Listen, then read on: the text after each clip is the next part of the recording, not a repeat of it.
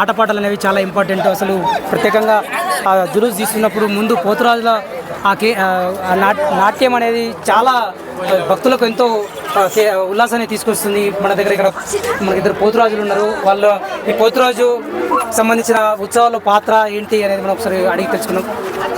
అన్న, మీరు ఎక్కడికి వెళ్ళి వచ్చారు అన్న? మీరు ఎప్పటి నుంచి వేస్తారు పోతురాజు? నా పేరు గుడిమల్కాపూర్ పవన్ పోతురాజ్.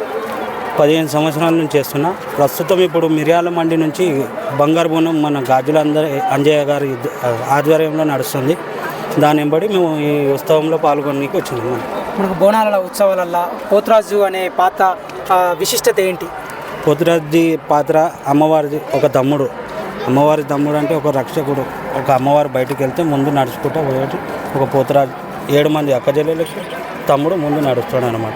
అమ్మవారి తమ్ముడు పోతురాజు అంటే ముందు రక్షణగా నడుస్తూ ఉంటున్నారు కదా. అయితే ఈరోజు తొలి బోనం సమర్పించిన సందర్భంగా ఈరోజు ర్యాలీ ఎట్లా జరిగింది? మీరు ఎక్కడికి తెలిసి ఎక్కడికి తీసుకొచ్చారు ర్యాలీ?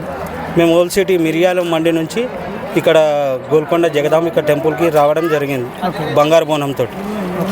అక్కడ నుంచి కూడా మొత్తం ఆటపాటలతో రావడం ఇంత డిస్టెన్స్లో కూడా మొత్తం మేము ఒక 4 పోతురాజులు వచ్చినాం బంగారు బోనంతో. మళ్ళీ ఒగ్గు కళాకారులతోటి బ్యాండ్ బాజాతోటి ఊరేగింపుతో వచ్చినాం. అంటే ఇప్పుడు గోల్కొండ కోట దగ్గర జరిగిన బోనంలో హాజరయ్యారు కదా. అంటే ఇంకా ఈ ఆశ్రమాసం అంతా కూడా ప్రతి గురువారం ఆదివారం కూడా మీరు ఇక్కడ చేస్తుంటారు ప్రదర్శన? లేదు, మళ్ళీ మనకు బుధవారం బంగారు బోనం ఉంటుంది బల్కంపేట.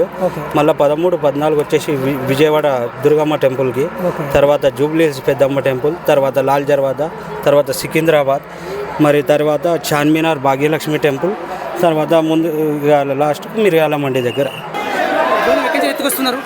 బోనం అంటే ఘటం, అమ్మవారికి ఘటం చేసుకొని అమ్మవారికి భక్తితోని మొక్కుకొని, అమ్మ నీ ఘటం తీసుకొని వచ్చి నీ రూపంలో నేను ఎత్తుకొని నీ రూపం తీసుకొచ్చి నేను మొక్కుకుంటా అని అమ్మవారి ఘటం తీసుకొని మా శివగణాదులు ఆచారవంతులు పోతురాజులు ఆషాఢ మాసం తొలి ఆదివారం ఎప్పుడు వస్తుందని 1000 కళ్ళతో ఎదురు చూసుకుంటా ఆ బోనాల జాతరకు ముస్తాబాయి అమ్మవారికి బోనాలు వేసుకొని ఘటాలు తీసుకొని మా శివశక్తులు అందరూ ఆడుకుంటా పాడుకుంటా వస్తుంటాం.